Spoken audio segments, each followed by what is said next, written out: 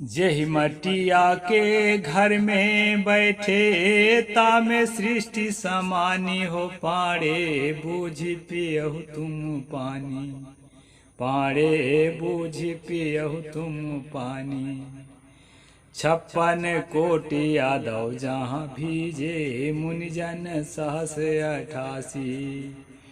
Peg peg पैगंबर गाड़े सो सब सरि भव माटी हो पाड़े बूझि पियहु तुम पानी। पाड़े बूझि पियहु तुम पानी। नमस्कार दोस्तों, मैं अविनाश दास रेशनल कबीर यूट्यूब चैनल में आप सबका हार्दिक स्वागत करता हूं। साथियों, यदि चैनल को सब्सक्राइब नहीं किए हैं तो सब्सक्राइब ज़रूर करें और शेयर करके अपने सभी साथियों तक, सभी ग्रुपों तक पहुंचाएं। बेल आइकन को प्रेस करें, ऑल नोटिफिकेशन ऑन करें और मुझे कमेंट ज़रूर लिखें। दोस्तों, मैंने एक कविता का छोटा सा अंश आप लोगों के सुनाया, जिसको मैं सरल अर्थ कर देता हूँ, फिर आज के विषय में आगे बढ़ते हैं। ये सदगुरु कबीर साहब की कविता है दोस्तों। पाड़े बूझ पियहु तुम पानी। सदगुरु कहते हैं, हे ब्राह्मण, ठीक से समझ बूझ करके तब पानी को पियो, क्योंकि तुमको बहुत छूत लगता है, जल्दी से छुआ जाते हो, इसलिए बहुत सोच समझ करके पानी को पियो। क्योंकि ये जो पानी है ना, साहब कहते हैं, जेहि मटिया के घर में बैठे, जिस मिट्टी के मकान में बैठे हो, ईंटा पत्थर मिट्टी के जो भी मकान में बैठे हो, मकान क्या है मालूम? साहब कहते हैं उसमें सारी सृष्टि समाई हुई है। मर मर के, सड़ सड़ के, कीड़े मकोड़े, जानवर, पशु पक्षी, मनुष्य इस मिट्टी में समाये हुए। गिनती के लिए तो अरबों खरबों है, लेकिन जिसको तुम मानते हो ना, अपना लिखित किताब मानते हो, उस किताब के अनुसार भी अगर सोचोगे ना तो 56 करोड़ यादव यदुवंशी, 56 कोटि यादव जहाँ भीजे मुनिजन सहस 88। 88,000 ऋषि मुनि सब मर करके इस मिट्टी में जो है ना सड़ करके मिल गए। पैग पैग पैगंबर गाड़े। मुसलमानों का भी कहना है कि 88,000 पैगंबर, 80,000 पैगंबर मर करके मिट्टी में दफना दिए गए। सदगुरु कहते हैं कि ये सारे जितने मर मर के मिट्टी में मिले हैं, ये सड़ करके मिट्टी बन गए हैं, और उसी का मकान बना करके तुम जो है ना सीना तान के चल रहे हो। 56 कोटि यादव जहाँ भीजे मुनिजन सहस 88। पैग पैग पैगंबर गाड़े सो सब सरि भव माटी। और उसी माटी से, उसी मिट्टी से यह पानी निकलता है, जिसको तुम सोच समझ करके पीना। इस प्रकार से जो है सदगुरु जो है अपने वाणी में कहते हैं।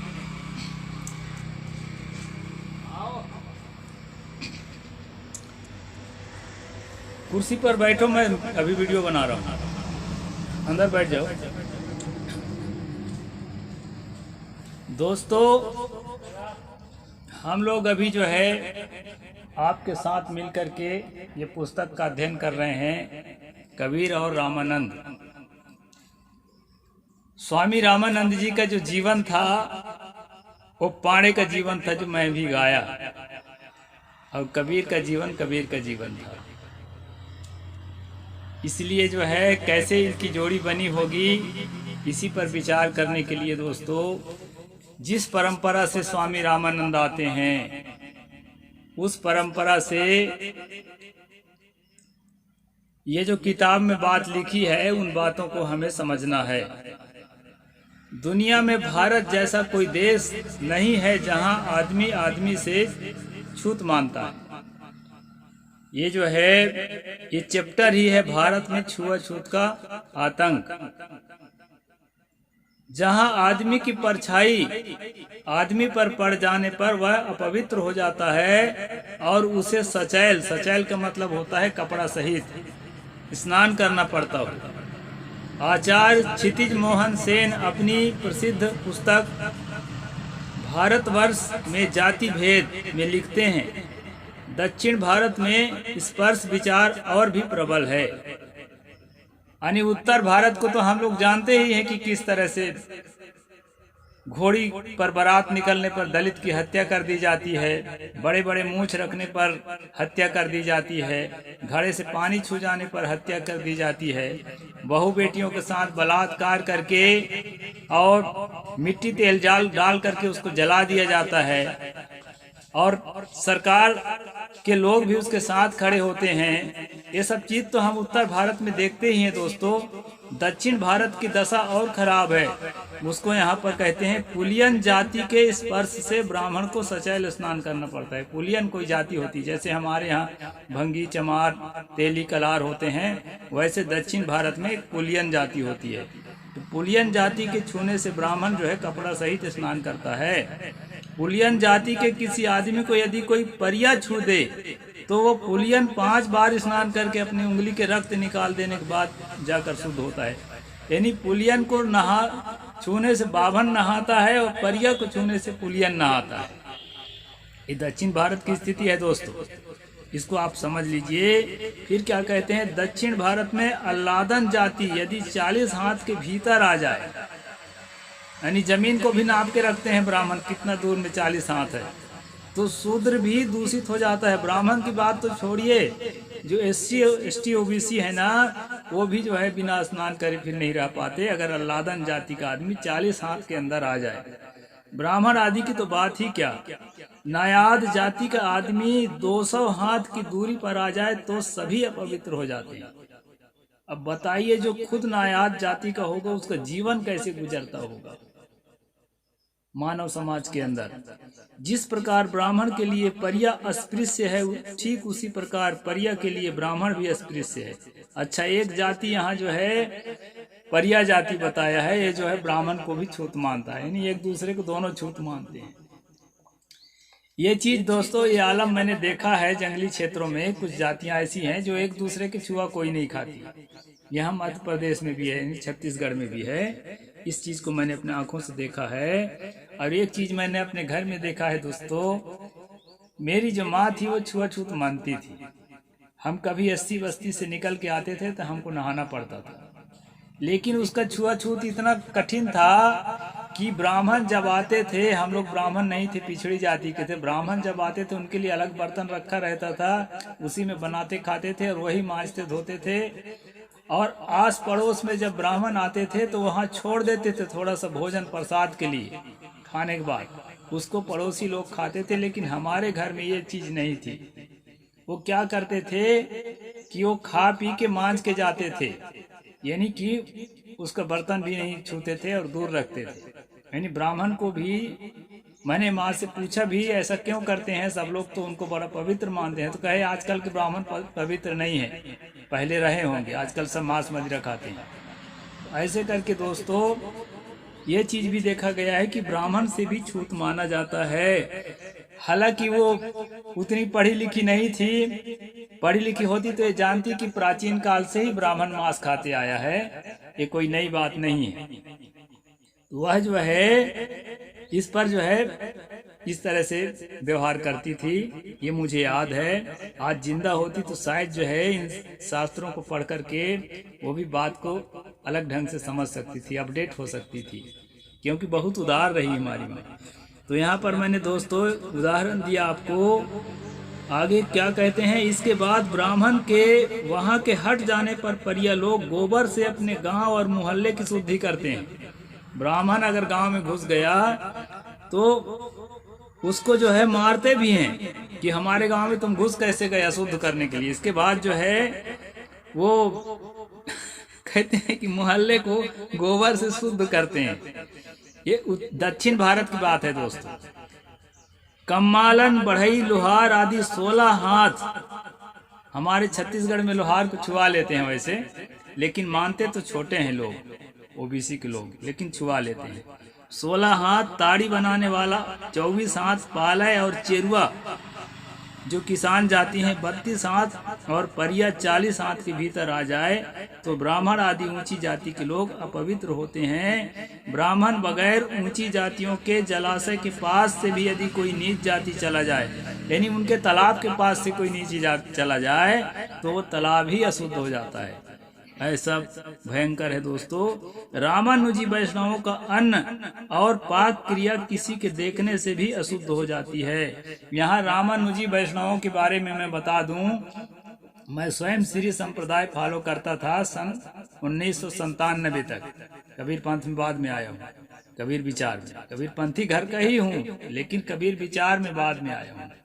तो मैं वैष्णव फॉलो करता था 1997 तक। तो दोस्तों मैंने खुद देखा है कि किस तरह से जीवन हम लोग जीते थे। तो ये जो है ना, उसी श्री संप्रदाय में रामानंदाचार्य जी आते हैं, जिनको कबीर साहब का गुरु माना गया है। आप अंदाजा लगा लीजिए कि कैसे मानक बनती रही होगी। भागवत धर्म भक्ति और प्रेम का धर्म है, इसमें जाति भेद का स्थान न होना ही स्वाभाविक था। पर भागवत गण अपने आदर्श के रूप में भले ही जात पात को स्थान न दें, समाज में उसे मानने को मजबूर हुए। यानी कहते तो हैं कि जाति पाति पूछे नहीं कोई, हरि को भजे सो हरि का होई, लेकिन जब व्यवहार करना होता है, खाना पीना होता है, उठना बैठना होता है, उस समय एक कविता जो है ना, सब भूल जाते हैं दोस्तों। ये चीज मैंने देखा है, अपने जीवन में भी देखा है, क्योंकि उन्हीं लोग के बीच जीना हुआ है। वे लोग भी भीतर ही भीतर मानते हैं, विप्र दुस्सज गुणया ताम चांडालोपी दुष्श्रेष्ठ हरिभक्ति परायण। किंतु यह केवल धर्म साधना के क्षेत्र में है, व्यवहार के क्षेत्र में इसको उपयोग नहीं करते। गोस्वामी तुलसीदास परम भागवत थे। तुलसी दुबे जिसको हम लोग कहते हैं, गोस्वामी तुलसीदास परम भागवत थे। उन्होंने स्वयं लिखा है, लड़कपन में दारुण दारिद्र्य बस सब जाति के घर टुकड़ा मांगकर खाने को मजबूर हुए थे। किसी भी जाति के यहाँ रूखा सूखा रोटी पानी कुछ मिल जाता था तो वो खा लेते थे। अब भूख में क्या करे बेचारा, चाहता तो नहीं था लेकिन खाना पड़ता था। तो दर दर भटक कर उन्होंने दिन काटा था। यद्यपि वो स्वयं ब्राह्मण थे। आत्मा राम दुबे का बेटा राम बोला दुबे उसका नाम था। बाद में जो है जब गुरु दरबार में आए तो तुलसीदास नाम पड़ा, ऐसा बताया जाता है। तो ब्राह्मण था। आराध्य परम आराध्य क्षत्रिय अवतार श्री रामचंद्र जी, श्री राम को क्षत्रिय माना गया है। वो भी जाति के अंदर है, भगवान है तो जाति से अपने आप को बचा नहीं पाया है। ये हिंदू धर्म है दोस्त। यद्यपि उन्होंने संसार त्याग कर विरक्त जीवन यापन किया, फिर भी वर्ण भेद को अस्वीकार नहीं कर सके। वर्ण भेद को अस्वीकार क्या करेंगे, वो तो वर्ण भेद को फैला रहे थे। रामचरितमानस को पढ़े ना, राम के माध्यम से वही तो कहा है, सापत ताड़त पर उसका हंता विप्र पूजस गावई संता, पूजिए विप्रशील गुणहीना, शूद्र न गुणगन ज्ञान पर बीना, सुन गंधर्व कहा मैं तो ही, मोहिन सुहाय ब्रह्म कुल द्रोही। ये सारे चौपाई वही तो बदमाश लिख रहा था। तो वो कहाँ अपने आप को जाति पाति से मुक्त कर पाया। तो यहाँ पर कहा तो अस्वीकार नहीं कर पाए। 115 ये किताब का नाम है दोस्तों। क्या बताते हैं,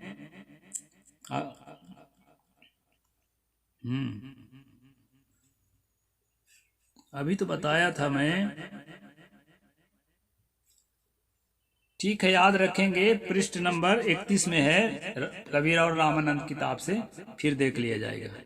115 दक्षिण में नायर जाति के तिया जाति वाले 12 पग दूर रहने का बाद है। पुलियन जाति के लोग तो नजदीक भी नहीं आ सकते। शूद्र के घर में चौहद्दी में स्थित जलाशय में ब्राह्मण का स्नान नहीं चल सकता, यानी चौहद्दी के अंदर तक इतना दूर तक छूत लगता है। इतना भयंकर है दोस्तों ये छुआछूत। और एक बात और बता दूं, स्वामी रामानंद बनारस के रहने वाले नहीं थे, वो बनारस में आके बस गए थे, वो भी दक्षिण भारत के ही थे। इस भयंकर स्थिति से निकल करके जब वो बनारस में आए थे तो आप लोग अनुमान लगा सकते हैं कि उसके दिल में क्या गुजरती रही होगी, कैसी भावना रही होगी। इसका अनुमान सहज लगाया जा सकता है। इलावन और सालारगन 24 पग दूर रहने को मजबूर हैं। पृष्ठ number caste and race in India, पृष्ठ नंबर 13। अध्यापक घूरे ने दिखाया कि क्रमशः परवर्ती काल में जाति भेद की तीव्रता इतनी दूर बढ़ गई थी कि आचार्य माधव के मत में शूद्र के साथ एक ग्रह में वास करना या एक सवारी पर जाना भी अवैध कहा गया था। उस समय बैलगाड़ी चलता था दोस्त, और रथ चलते थे इक्का। उस समय जो है ये कार वगैरह, बस वगैरह, ट्रेन वगैरह नहीं चलते थे। चलते तो बहुत मुश्किल हो जाता है, इतने बड़े ट्रेन के बोगी में ब्राह्मण कैसे भरा जा सकता है। एक सवारी में जाने को राजी नहीं थे। शूद्र का अन्न अभक्ष बताया गया है, मतलब सूखा अन्न भी नहीं खाते थे, सूखा अन्न में भी छूत लगता था। यदि उसका अन्न घृत, तेल या दूध में पकाया गया हो तो नदी के तीर पर खाया जा सकता था। दूध में पकाया हुआ है या तेल में पकाया हुआ है, उसको तो नदी के किनारे खाएंगे, घर ले जाके नहीं खाएंगे। ऐसी व्यवस्था पराशर के मत के ऊपर उक्त आचार्य माधव ने अपना मत स्थापित किया है। चतुर्वर्ग चिंता मणिकार हेमाद्रि का कहना है कि शूद्र का दिया हुआ अन्न यदि ब्राह्मण स्वयं भी रांध कर खाए, मतलब पका कर खाए, तो उसे शूद्र के ग्रह में बैठ के खाने में पाप लगता है।